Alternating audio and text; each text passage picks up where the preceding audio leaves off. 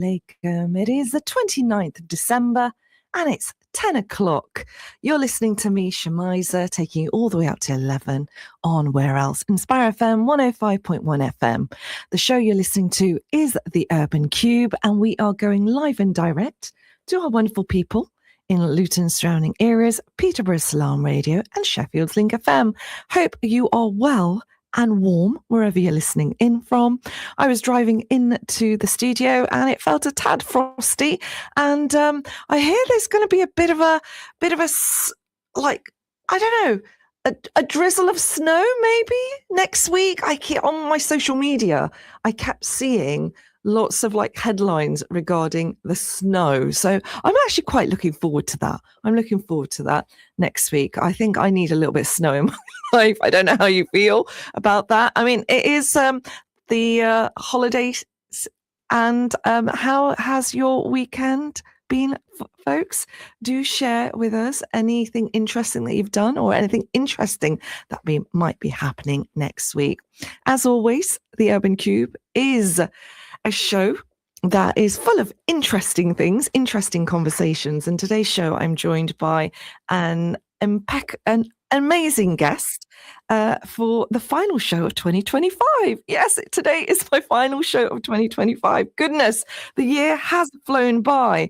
I mean, and I just thought, you know what, it'd be amazing to be joined by an impeccable creative to share her year of reflections, but also sharing and exploring creativity when a woman hits a major change in her life, especially women aged from 45 to 55. And that change is menopause. So today's show is quite an interesting one. Not only are we going to be reflecting with my amazing guest who is joining us remotely, so you can actually see her on Facebook Live. And if you've got any questions or any comments, please feel free to leave them and we'll be happy to read them out. You're also welcome to WhatsApp us on 07779 481822. And today's show, we are going to be talking about unspoken seasons, menopause, and creative voice in South Asian women. Going to do a bit of a disclaimer. Any topic that we discuss on the show, please do get professional advice and guidance if you feel that these are symptoms that you may potentially have. We are only presenting our opinion and the opinion of the guests on the show today. So just thought I'd throw that one out to you. So who am I joined by? I'm joined by no other than the absolutely phenomenal Hafsa Anila Bashir. She's an award-winning writer, playwright and performer, originally from East London and forged in Greater Manchester. She's been published by Burning Eye Books in 2018 with a collection, The Selux and The Clot. She was awarded the Jerwood Compton Poetry Fellowship in 2019 and is an associate artist with the Poetry Exchange. She's the founder of the Poetry Health Service in 2020. She's also a mother to 5, mother-in-law to 3, and grandma to 3 as well, soon to be 4. Goodness me, mashallah. And all of this informs her practice. Without further ado, it's an absolute pleasure to have Hafsa joining me this morning. Assalamu alaikum, Hafsa. Oh, walaikum salam, Shemiza. So lovely to be back here. Yeah, it's just a real pleasure to do this morning with you. Thank you so very much. And you have been a friend of the show for the many years I've been presenting. So I'm so delighted that you're joining me today on the final show of 2025. But I'm sure you're going to be joining me with more on more shows in the future as well. How have you been, and how is Manchester? Is that where you are this morning? How is Manchester looking? Yes, we are in Manchester and it's actually looking really bright. Yesterday and over the last couple of days, it's been really nice, bright weather. So it's really good for the soul, I think, to look up and still see a blue sky. It is cold. It is very cold. We were at 5 or 6 degrees, but it's been colder. So we've been lucky. Sounds wonderful. Now, I love how poetic you are. You know, bright blue skies. That's what we need, mashallah. It's been a little bit chilly this morning, but I'm looking forward to the snow. I hear there will be snow, I think, in about a week's time. I don't know how you feel about that. Well, do you know, I would love to see snow. I remember growing up in East London and snow piling up outside our doors and us wearing wellies and having snow fights. And so I'd really, like to just experience that again. We've had it in dribs and drabs over the years, but thanks to climate change and global warming, we don't really get a chance to experience snow as much anymore, I don't think. Not like we did when we were younger. Absolutely. We had some amazing experiences when we were younger, and now you're somebody that will be able to share those experiences with your wonderful family, mashallah, which is growing. Congratulations on the new members of the family, and from daughter-in-laws to son-in-laws, and now grandchildren as well. I know. Honestly, it's such a blessing, Shmiza. I cannot thank Allah enough. The joys that we've experienced over the last 2-3 years. I mean, I've got family members that have said to me that, you promised to come out and see us, in abroad, and you've not come. We're beginning to think that you don't want to come. And I had to explain, actually, these last 3 years have been so busy. And yeah, I don't think there's anything anywhere else I want to be, apart from just watching these little babies grow. And I've done my time with my children, but now there's just so much more to absorb. You literally see them growing up day by day, and the way that their brains function, the choices they make, the progress they make in those, first few years, you just don't want to miss any minute of it. Indeed, indeed. And what a beautiful legacy. And legacies are something that you have been working on in the projects that you do as a notable award-winning creative. There was a particular project, mashallah, that you did recently around the mills and the landscape of Manchester, which has a very special part in your heart, especially for your family too. Tell us more. So my in-laws, they used to, or they still are in the cotton trade, and they had one of the first textile mills in Ashton-under-Lyne. And my father-in-law, Haji Bashir Ahmed, the late Haji Bashir Ahmed, and it's only been 4 weeks since he sadly passed away. So I would ask all of your viewers to please keep him in your du'as. It's very raw for us. And so when we speak of legacy, I feel like, especially with this project, it just has so much more importance. He was one of the first quilters in Ashton-under-Lyne and worked really hard. He was an immigrant Pakistani man that came in the 60s. And eventually they worked their way up in building this business. And they were housed in a very old mill called Oxford Mills in Ashton-under-Lyne. And in August 2019, that mill caught fire and it was completely razed to the ground. And it really made me think about what happens when, there's these kind of ruptures, and what happens to the stories and the experiences of people that were connected to that place. And how do we value and record and archive those stories? And it was something that was sitting in my chest since 2019. It was very incredibly hard for the family when it happened, and especially for my father-in-law. At that time, he was quite elderly. And I had this burning desire to think, how can we archive this? How can I record this? So in 100 years' time, people will be able to see and remember, the wonderful things that immigrants and migration has brought to this country. And so I was able to secure some funding, part funding for this. The rest was as a passion project because I was just so insistent that I wanted it done. And what we actually produced was a documentary that told the story of Oxford Mills historically, how old the building was, why it was built, what its function was at the time during the cotton industry, and then kind of weaved in the story of my father-in-law. I was commissioned by Manchester City of Literature to write a poem, which became part of the Threads exhibition. And it was from there, that was the building block I needed, actually, because once I had that poem, I thought, actually, I want to now interview people that were connected to this mill. I want to interview, my father-in-law, and ex-workers, you know, people that are still there, in its different kind of shape and form. And so then I had all this interview footage. There was also the foundation stone that belonged to this big, massive mill, and that had survived, and it was lying in the car park, gathering dust. And I thought, what can I do with this? Actually, I want to create an exhibition. And so July of this year, and honestly, I'm so glad I did it then, Shamiza. In July of this year, I organized a documentary and a poetry film showing, which told the story of the mill, but also of the people that worked there. And there was also an exhibition that was held at Manchester Central Library, thanks to the support of Manchester Union Archives Plus. And it was up for 4 months. And on the launch night, there were so many people that attended, and some of them were the Oxford Mills community. A large number of them were family. But the best part of it was my father-in-law was on and off out of hospital, and I had invited him to come to this launch. And he actually thought that he was part of a bigger story. He didn't actually realize that the entire exhibition was about him and his journey coming in the 60s as a migrant man.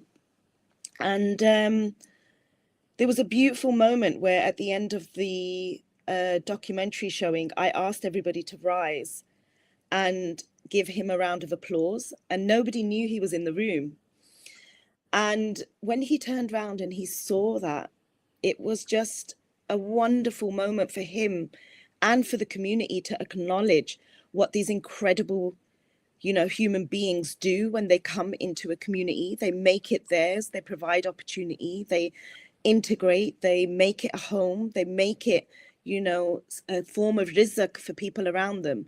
And I just didn't want that to go unnoticed. So now it just holds even more value now that he's no longer with us. He's with us in our prayers and he's always with us in our hearts. But I think this is why archiving legacy and recording, documenting the stories of our elders is so important. So that is the Oxford Mills project that has been occupying my heart for the last, I'd say, decade, but it came into fruition, and I hope that it's got a life next year. Inshallah, I've got plans for it. So let's see what happens.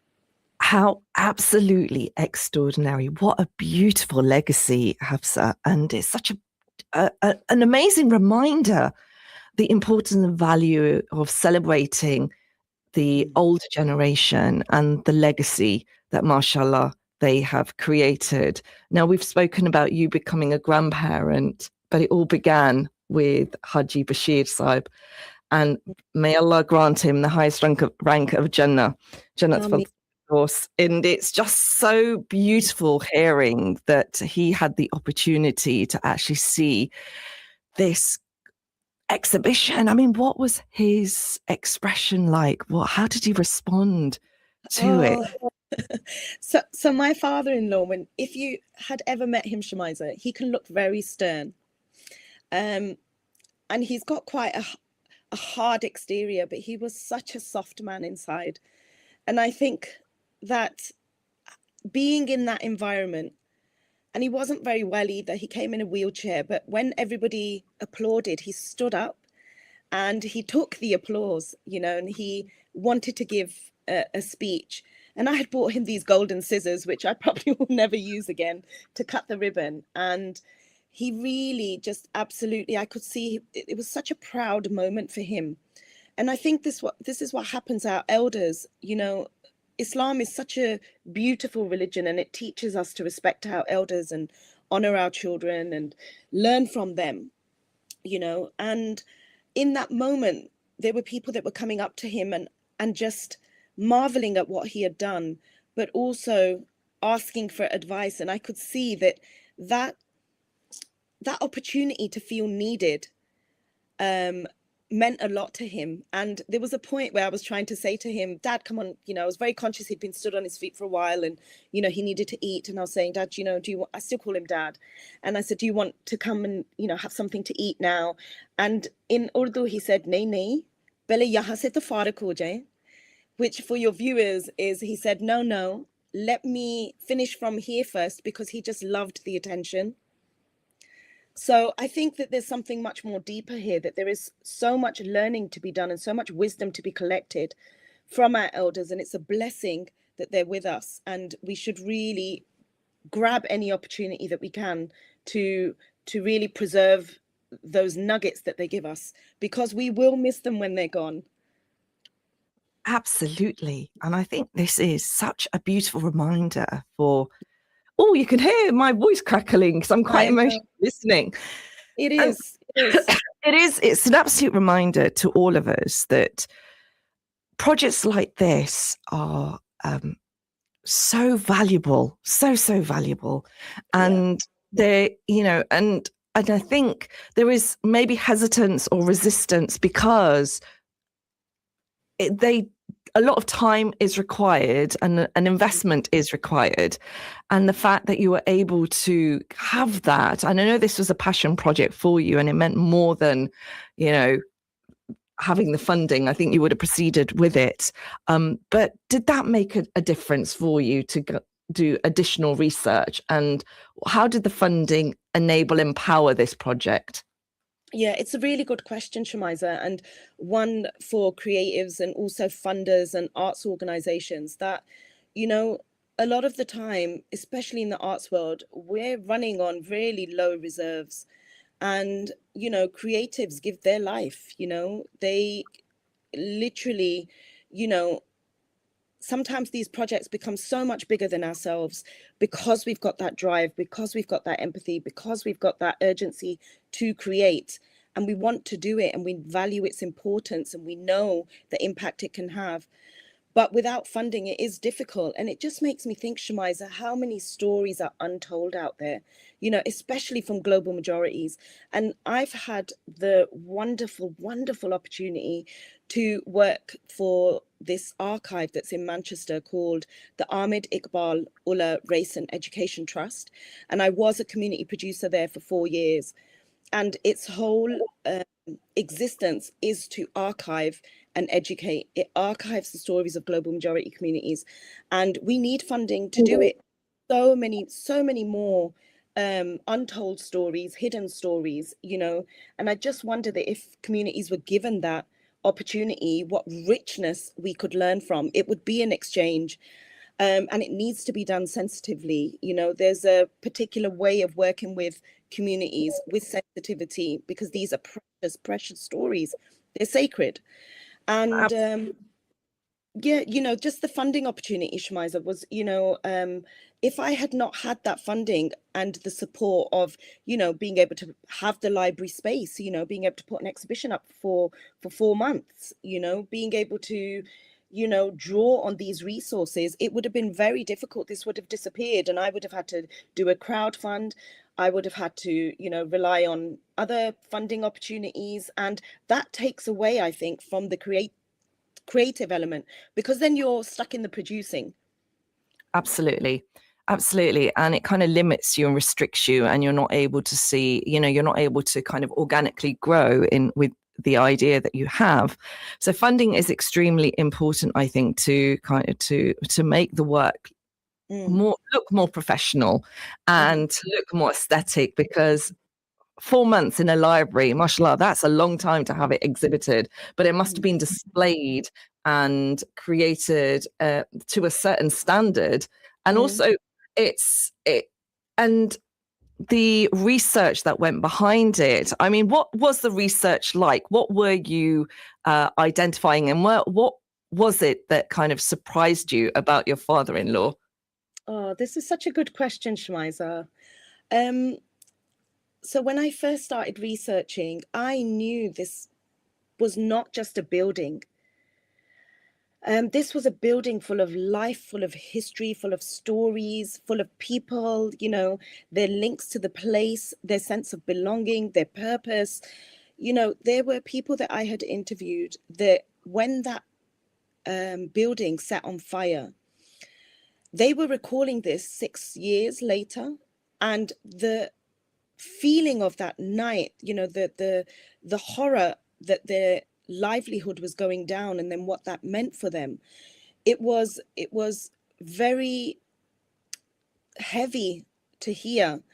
And I realized there's just so much grief when things like this happen, and there's no documentation of that. You know, a building disappears, it becomes flat ground, it gets built over. What happens to those stories and experiences? So one of the really interesting things that I found was, you know, the pleasure and joy people had talking about what that building meant, what their everyday routine was, you know, the connections they made, the friends they made in there, you know, their comments about my father-in-law and the Bashir family. And, you know, and it was just, you know, it was an honoring, you know, of those experiences, you know, the challenges they had, you know, some of the female workers, you know, working in a male environment, you know, the fact that the building was haunted, you know, what the men would do because they were scared on their night shifts, you know, the food they would eat. There was a green outside where originally it must have been for mill workers to play football, but, you know, that piece of green land would then be used for our Eids. And I'm so glad that we had video footage of our Eids, which made it into the documentary. And going back to my father-in-law, interviewing him, every time we sat with him, and he was a storyteller. He was an incredible storyteller. He had such presence. When he spoke, the room went silent. And when he would tell us about his experiences, you know, first coming to London, the hours that he would work, the machinery that he bought to, you know, start off this quilting business, the £7 he had in his pocket from London to Manchester when he brought his young family here and worked 24 hours round the clock, him and his wife running this machine. You know, where they would buy halal meat from. These are all things I find super interesting. I want to know, you know, Absolutely. what was it like? What was it like, Shamiza, for immigrant communities to come in, you know, places where it was very white dominated. There was no halal meat. There was no burying of our deads in the way that we require Islamically. How did all of these things form? Where was the first masjids? You know, he was the chairman of a masjid here and helped set up the, you know, a big masjid that is now, you know, active with its community. You know, I want to know those stories. Who are these invisible, extraordinary, ordinary people that have done this work? So, yeah, Absolutely. I think that's the thing that It's, really it's surprised me. fascinating, isn't it? And we take for granted that the first steps that our elders have laid down and helped build our lives. And we should be, I feel there isn't enough gratitude for that. And I think the conversations have been lost, or they've just, it's just, there's a distance, I do feel, between the generations. And I do feel that what you've done is absolutely remarkable. And I really do hope that this project is an example for more to be created, because mashallah, you know, his great grandchildren will be able to now look and see where the legacy began. And this is something not everybody has the opportunity or privilege of having.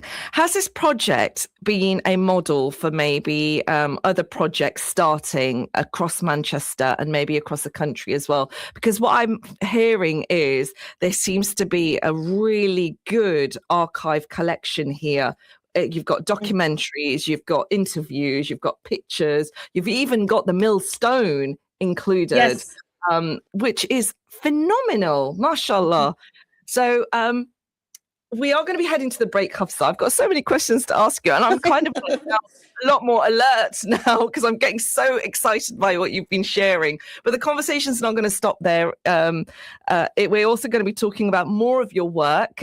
You have had an extraordinary year, mashallah. It has been quite a year for you, where you have been doing some remarkable projects, and it's not just about your family legacy and the legacy of the mills in Manchester, but you've also been talking to the women, the older generation as well, of the Pakistani South Asian community too, and exploring the topic of menopause, which is fascinating. You know, if anybody knows Hafsa, this lady does not shy away from the important topics that matter to us all.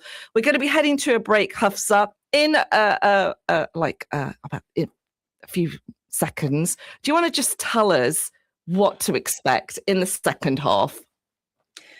Yes, I think that what we're going to talk about in the second half is not just for women, not just for elderly, not just for the South Asian community. It's for everybody. It affects half the globe, and it is a conversation that we really need to blow wide open, so we've got a lot more awareness of how to look after each other. Indeed, and I'm so glad we're having this conversation. Folks, Hafsa Anila Bashir is with us all the way up to 11 o'clock. Do not go away, apart from the break. Grab yourself a cuppa, because this conversation is going to be a good one. We're not going to hold back. So join me straight after the break, where I'm joined with the wonderful Hafsa Anila Bashir. Assalamu alaikum. This program will continue after the break. Continue listening to Inspire FM. Inspire FM. Inspire 105.1 FM.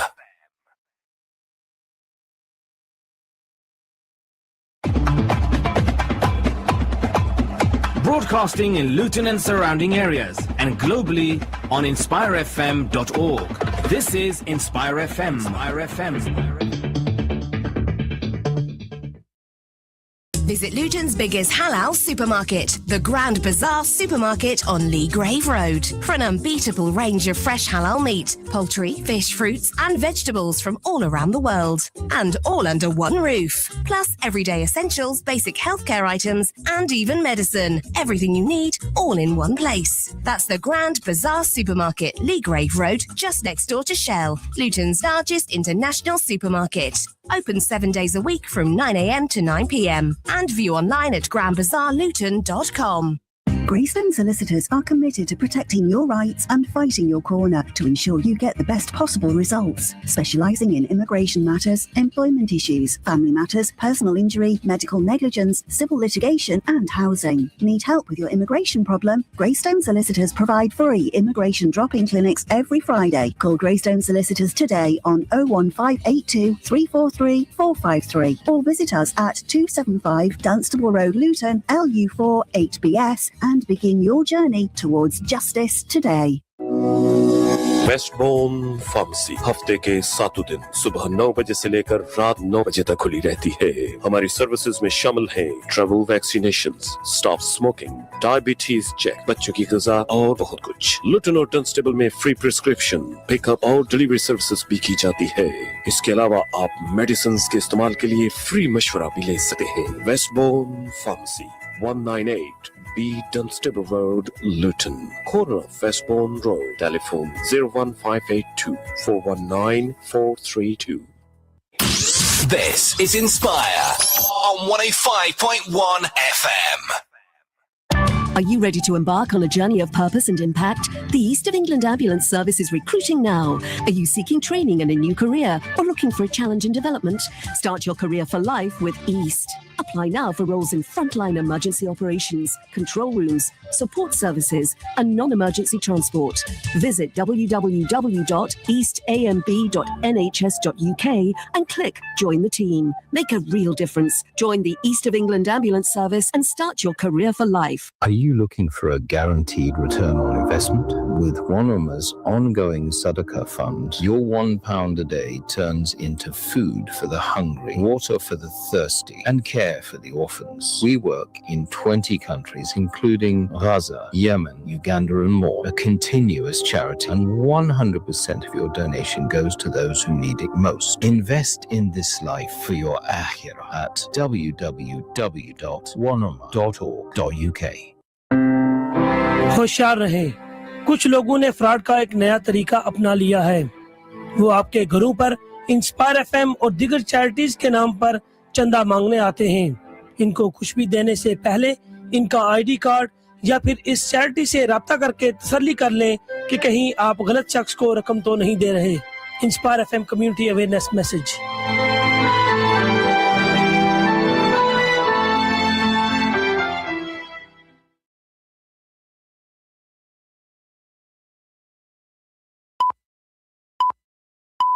From the studios of Inspire FM, the time is now 10:30. Catch a creative vibe on the Urban Cube with Sister Shamiza. Good morning and Assalamu alaikum. It is 10:30, 29th of December, and you're listening to me, Shamiza, on the Urban Cube, taking you all the way up to 11 o'clock this morning on the second half of the show. I'm joined by no other than the absolutely wonderful Hafsa Anila Bashir. She's a writer, playwright, and she's a creativity and wellness practitioner and producer. And she was talking to me earlier on about a phenomenal project that she has created around the mills of Manchester in memory of her late father-in-law, mashallah. And the conversation is not going to stop there. We're going to be talking to Hafsa today about some more amazing work that she's been able to create and develop, and the projects that have supported her community. And we're also going to be talking to her about her key moments of 2025. It is the final show, my final show of 2025. I will be having more shows, but it is the last show of 2025. And I thought, you know what, who could I have on the show to get me through this moment? And I could not think of anyone but the wonderful Hafsa Anila Bashir. She is somebody that has been a friend of the show for many a year, who absolutely inspires me to the core with the amazing projects that she's done. And I'm so blown away by her recent project around the Manchester Mills, which has been such an amazing legacy and definitely a model for many people to kind of look at. If you're somebody that wants to develop a heritage project around your family or the South Asian communities around you, then I think this is a wonderful example. Thank you so very much, Hafsa, for staying with me and coming back to our conversation on the first half of the show. Hafsa, if there's anybody that wants to get in contact with you about the Mill Project, how can they do so? Well, they can visit my website. I'm on hafsaanilabashir.com, and yeah, you can kind of see some of the work that I'm passionate about. And I will definitely ask everybody to watch this space, because Oxford Mills hopefully will have a journey next year. I want to bring it back to Tameside, which is where the mill was situated. And I think it really needs to be showcased at its home, which is here. And maybe with a film screening in the grounds of where the mill once stood would be wonderful. So I would say watch this space, but hopefully, yes, I am on socials. On Instagram, I am Redwiz1, REDWIZZ1. And I'm also on Facebook, and you can find me there as well. Absolutely. And folks, do go over. I mean, I think you're definitely a cultural leader, Hafsa, somebody that has really opened up so many spaces for Muslim women to venture.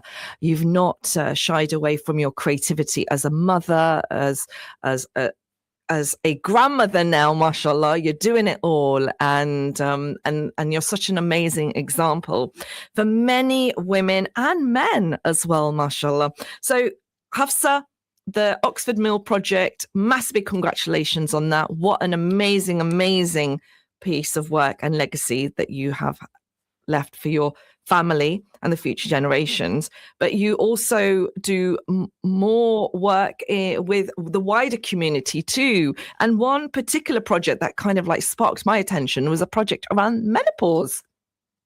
Yes, menopause. And, you know, this has become a buzzword recently. I think there's an awareness now of what it is, what it means. But I think that there is so much more work to be done. And it wasn't really something that came across my radar until about 4 years ago, I'd say. I started really feeling that I was not myself. I had brain fog. I couldn't concentrate. I love my job. I love creativity, but I would wake up with, a feeling of dread. I would feel a bit of anxiety, and it was strange for me, especially if you're in tune with your body and you know that something doesn't feel quite right, but you don't know what it is. And obviously when it came to like my cycle, that had changed. I would sometimes maybe bleed heavier. And I went to the doctors and was, I think, dismissed around 4 times. And I was being told that even though I was at the age that perimenopause can happen, I am not in that stage. That's what I was being told. And they kept saying to me, your bloods don't show it, there's a tendency for GPs sometimes to give you antidepressants, and treat all these symptoms separately instead of really just looking holistically at everything. And in the end, it was a locum doctor that gave me what I needed, which at that time was some HRT. Because women's bodies, when they get to a certain age, their estrogen level drops quite dramatically, and lots of symptoms are then triggered. That might not be for everybody, but it is for, I'd say, probably the majority of women that are out there. And so through my work, I have been practicing as a creative for the last probably 15 years, I'd say it's been. And what I realized that actually wellness has been a major part of my practice without me calling it wellness. And, when I do workshops, it's not just, we're going to write a creative piece. We're going to just, write a poem. We're going to learn what a haiku is. We're going to, do a bit of storytelling. Actually, these workshops go much more deeper than that. It allows an opportunity for women to express themselves, to take time out of their busy day, to learn certain techniques, whether that's like breathing, meditation, something relaxing to start with. It gives them an opportunity to talk about how creativity shows up in their everyday life. So it kind of started from there, and I did some training with a wonderful company called Myriad. We did some Sparks training. There was a few of us that were chosen. And in that, I met somebody called Marie Graham, and she runs the Wellness Project. She's an incredible woman. And she was talking about how she does these menopause awareness sessions. And it just dawned on me that my mum must have gone through menopause. My grandma must have gone through menopause. I definitely know my mother-in-law went through menopause because I would see her symptoms. And I had no understanding of her symptoms. I would just see that she would, have hot flushes, or she would burst out crying. And I think back to those women and think how most of them suffered in silence, or they felt shame around it. They wouldn't talk about it, or they would feel that, if I'm feeling a little bit wobbly, or I'm feeling not quite myself in terms of my mental health, I can't mention it to anybody. Mental health is such a taboo still in our communities. And so I spoke to Marie, and I said that actually I feel like we really need to do some awareness around not just my community, but other communities where sometimes we don't have a language for what is happening. And we got together a cohort of somebody that was going to work with the Roma community, somebody that was working with the African community, myself that was working with the South Asian. And so what we've done is we try and go out and just have awareness sessions, just opening this topic, just talking about it. And one of the things that Marie said to me that I found was super interesting was when she was doing these workshops, there were some young men, Caribbean young men that had come in and sat in the workshop. And at the end, she asked them, why are you here? What brought you here? What interested you? How did you hear about it? And they said, actually, we just wanted to come and support our mother. We wanted to know what it is that she's going through so we can support her better. And I thought that was such a beautiful insight into how much this needs to be opened out so that we're all collectively looking after women when this happens. So that's where the menopause thing started from. Absolutely. Some of my own experience. Yeah.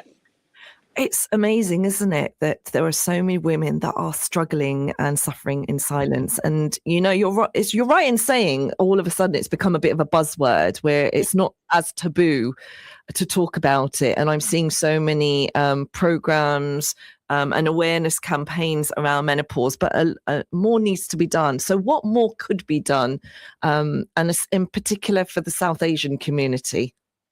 I think what more could be done is that we openly talk about the fact that this happens to a majority of women between the average age of between 45 and 55. And I tell you why it's important, Shamiza, that the highest suicide rate is during that age for women in the UK. So when Wow. women hit perimenopause and menopause, that's the average age, 45 to let's say 54 is the average age, the suicide rate for women goes up.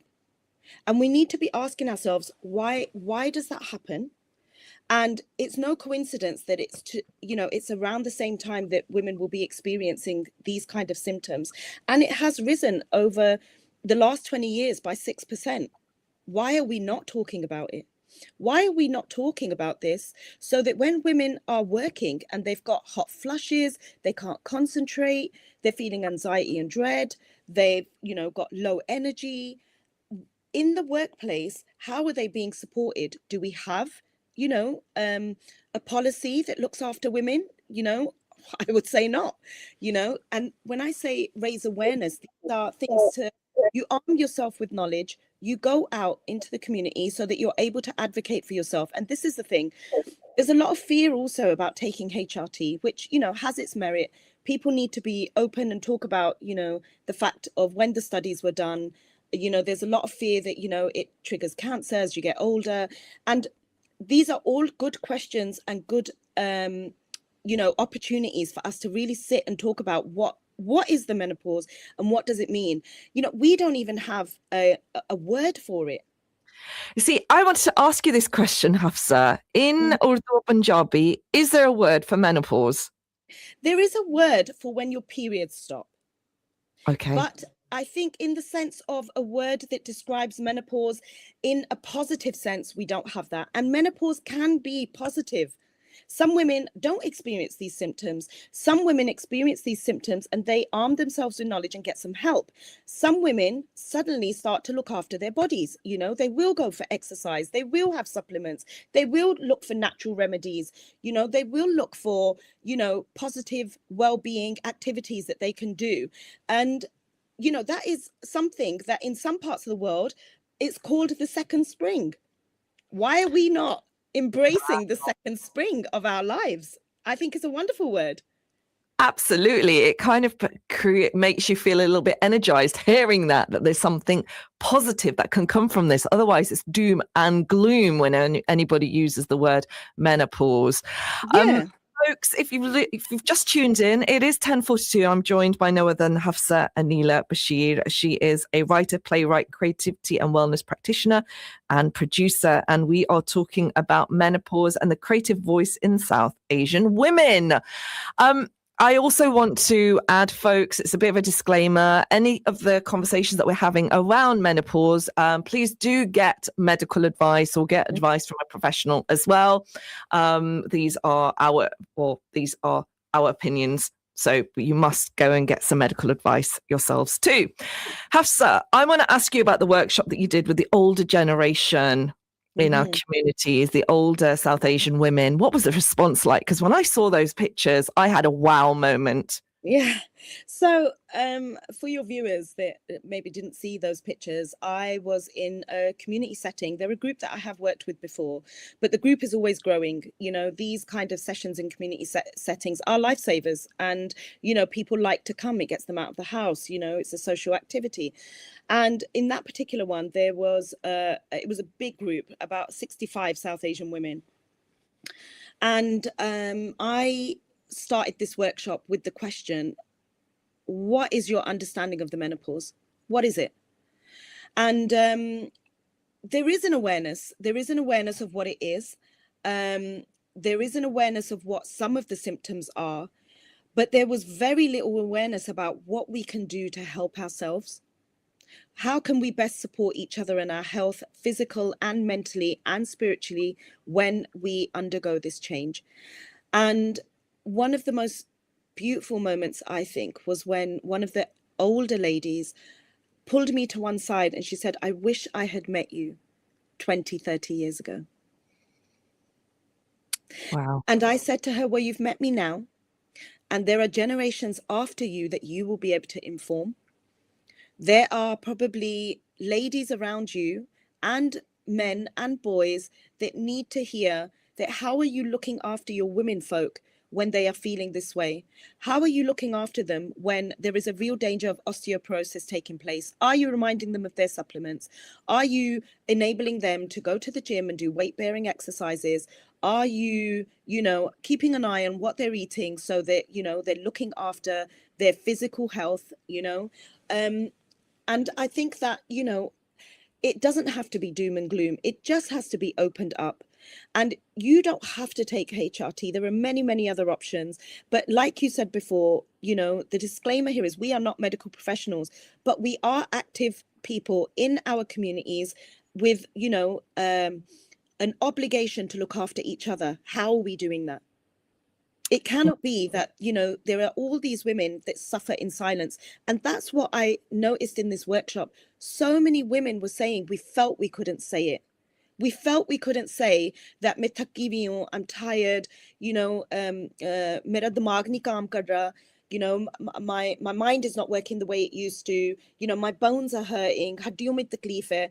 Like, what are we doing about, women that are going to go through that? It's about arming yourself and then doing your research and then making informed choices for yourself. This is just the very beginning of what we can be doing when it comes to menopause. Absolutely. And thank you so much for sharing your wisdom around this subject and the experiences that you have had. And everybody's experience is valid. Absolutely. So please don't suffer in silence. Please do reach out to your friends and to anybody that you know that might have some awareness of the subject of menopause. Hafsa, we could talk forever. And that's what we tend to do, don't we? Off air. And it's always a pleasure learning from you. And your work has been extraordinary. You've said you've been a practitioner for 15 years around creativity, poetry, so forth. What's your journey been like, Hafsa? What have you discovered and found out about yourself in this journey? I've discovered and found out that I've gotten this far, I think, by really embodying what it means to be courageous. And I think that when courage shows up, it is, a scary thing. When I first came onto this creativity journey, I think I rejected it in many, many ways.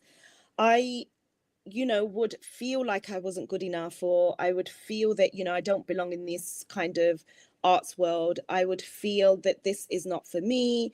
I would be labeled in a certain way, whether I'm a northern writer or I'm, a British, Pakistani creative, there were so many labels that were assigned to me. And I really had to ask myself, what is it that I want to do? And what is it that I want to give out to the world? That's what it was. And sometimes there will be long, long periods of me not writing, but I will be accessing creativity in different ways. And, writer's block, everybody's heard of it. I might get that. There might be times where I'm super stressed and I can't really produce anything. For me, it's just really being gentle with myself. The world is so hostile, and it's what can I be doing or enabling to help others like me express themselves. And I really do think, Shmiza, being able to express myself saved my life. I was always a deep thinker. And when life kind of knocks at you, you realize that actually you've got something to say. And then when you realize that that can be functional and it can actually support other women in finding their voices, or not only just women, I've worked all across the board with young people, with elderly, with, youth groups, with, in mental health settings. I've had a real range of working with different communities, and I really do know what the arts can do and the understanding and empathy that it can create, and we really do need more of it. So I feel like my journey has been one of acceptance. I am now much more accepting that Allah has given me a gift. How can I use this now? What can I do with this gift? And that's the way that I see it. I'm just a vessel. I'm not a special person in any way, in that sense. I have a gift that Allah's given me. How can I use this to aid others? MashaAllah. And you have been gifting it with purpose. That is definitely for certain. And talk to me about what you feel 2026 holds for you. What are the plans for 2026? So 2026 hopefully holds a second poetry collection. I want to write some more poems, I think. And I have a small body of work that I think actually this would be a second poetry collection. So I'm hoping to carve some time out for that.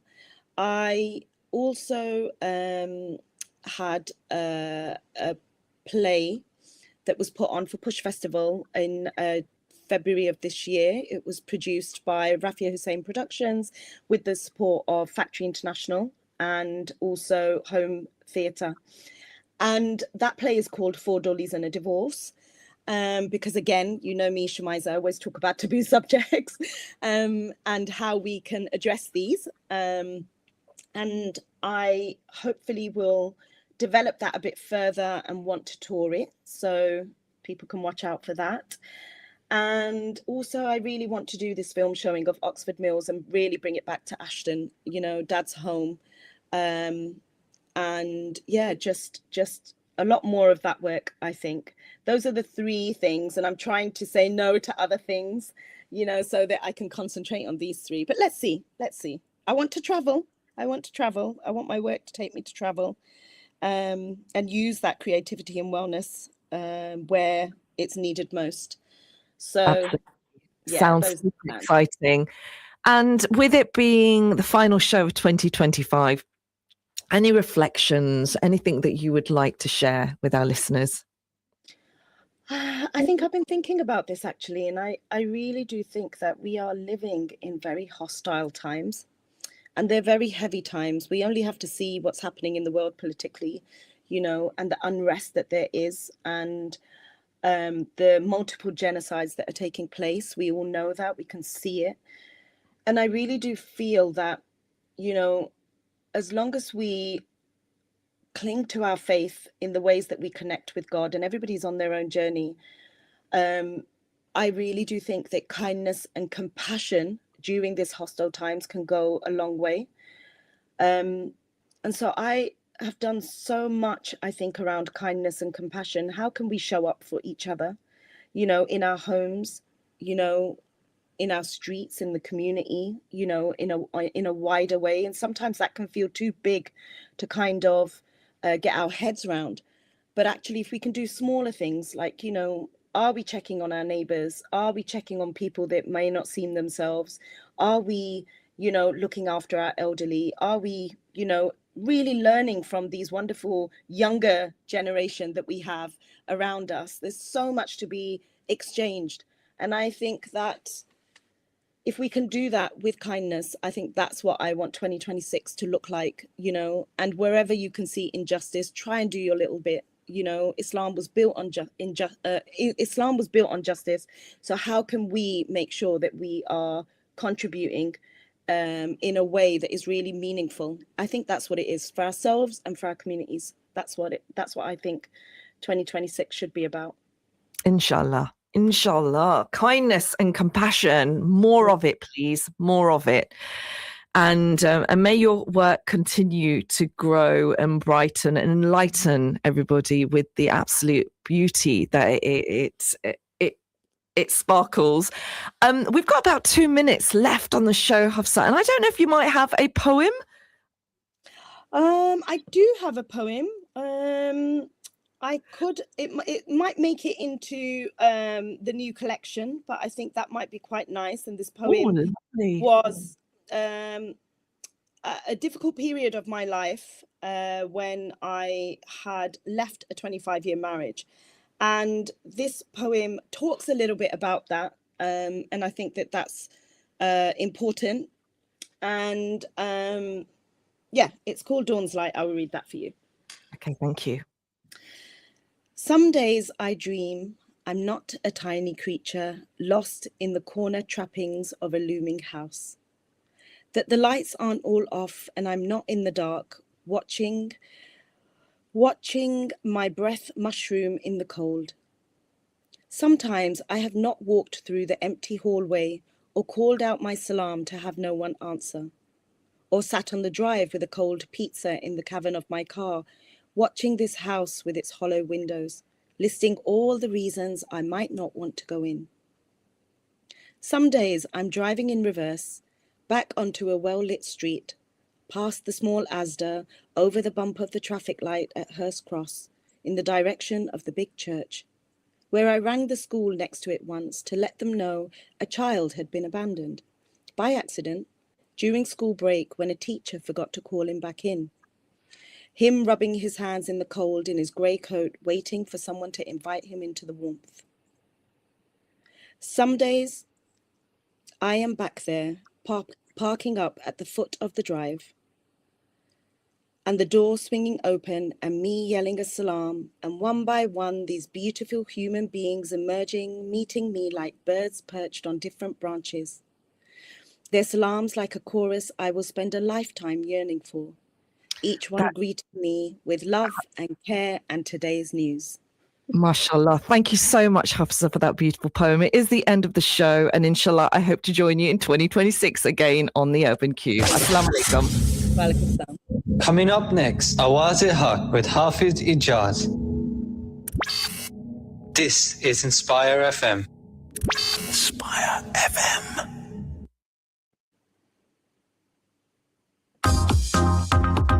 Hello, this is Zafar Khan. I'm chairman of Luton Council of Faiths. I'm Thakur Morarji. I'm a member of Luton Sai Centre. I'm Maureen Borbo from Holy Family in St John's Parish, and I'm also a trustee of Grassroots. My name is Farzad. I am from the Luton Baha'i Faith community. We all are listening to Inspire FM 105.1 FM. Enroll your child into Learning Stars Nursery and give them the best start possible to their education. Spaces are available now.